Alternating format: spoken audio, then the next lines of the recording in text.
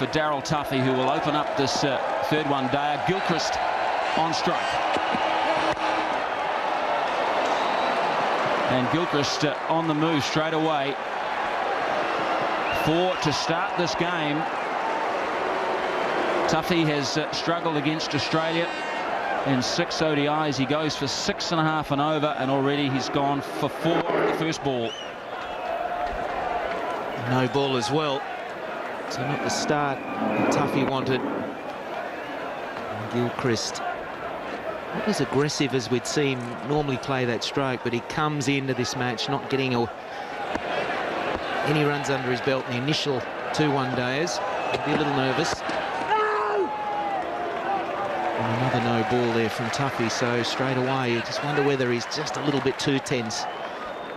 He's under the pump a little bit. The selectors will want to see more. The coach wants to see more.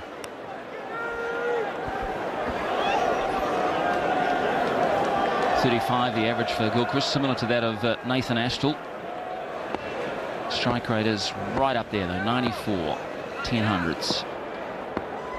Off to a good start, Adam Gilchrist, the best striker in the world. Wait there, no. That's Hamish Marshall behind point, and this is a horror start for Tuffy. 3 times he's overstepped. Hamish Marshall is behind point, James Marshall is in front in the cover position.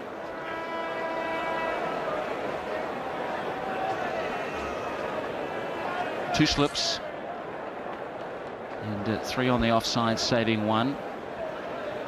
So far Australia 7 for none, and you could say without a ball being bowled. Maybe this time. No ball again. Well, I've never seen 4 in a row to start a match.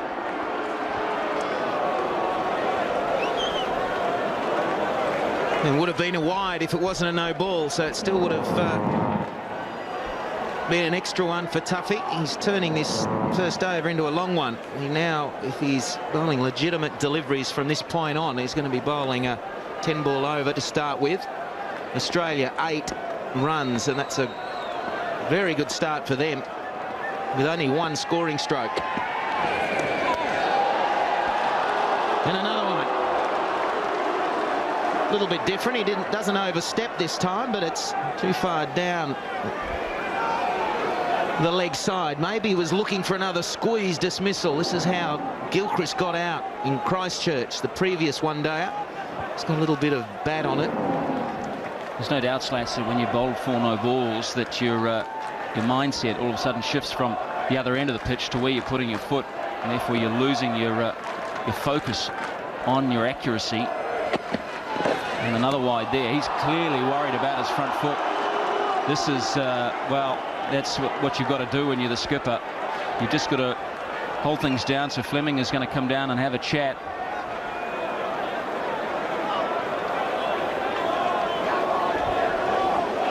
Well, that should be over. That's 6 deliveries gone.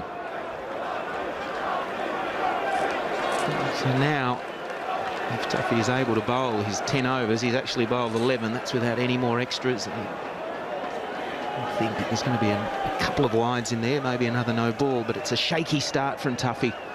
Really not the start that Fleming wanted to see from his Premier Quick. Another good stroke. Might be chased down by McMillan. No, that's gone away for 4, and a legitimate delivery.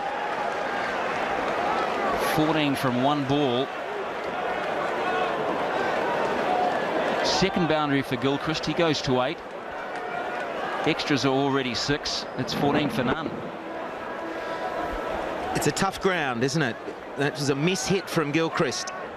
These short boundaries really didn't get hold of that, and the bat was slicing, and it still ran away for 4. Only just got there.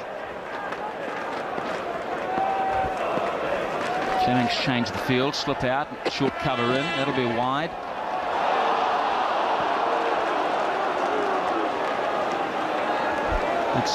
It's not a pleasant feeling, and everyone goes through it in their careers, where whether it be as a batsman, a bowler, a wicketkeeper, even in the field, just the mind starts to betray you.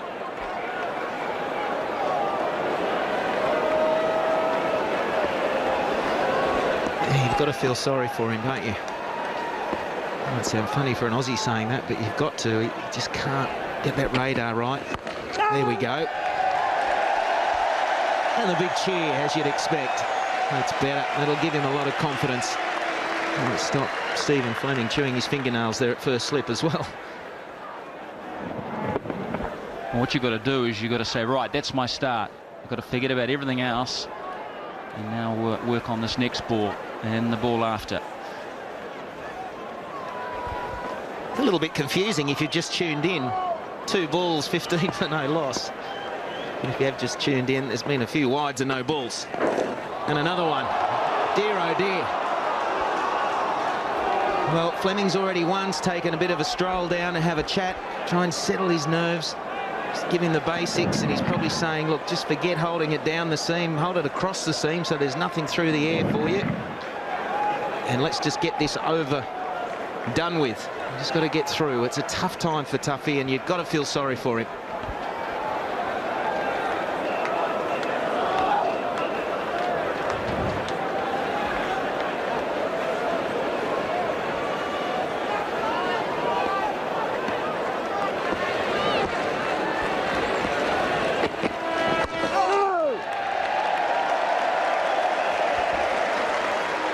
Difficult for Gilchrist at the moment as well, because as an opening batsman you want to, he knows basically what to expect from Tuffy. He's faced him a few times now and hasn't sort of got through the initial over or two, but with the ball coming, you know, many down the leg side, a few wides there was a wide outside the off stump, so if Tuffy can just get one right, then it might surprise Gilchrist, bring about a rash stroke.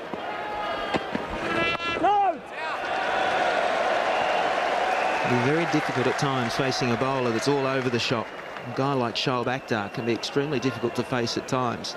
Different to Tuffy because he bowls probably 15k quicker, but he's at certain days he's all over the place, and then when he gets it right, you're not really expecting it to be on line and a good length. So Tuffy can make the most of these extra deliveries he has to bowl, and there's a few of them.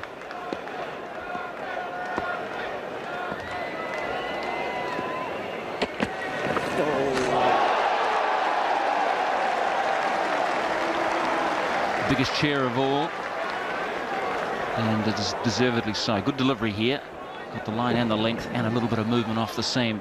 You know, he's so good at bowling the first over of a test or one-day international. 14 times he's done it for New Zealand and picked up a wicket. So this is really the other extreme, and a real shock, I'm sure. Last ball of the over. And well left by Gilchrist. 16 for none, Australia.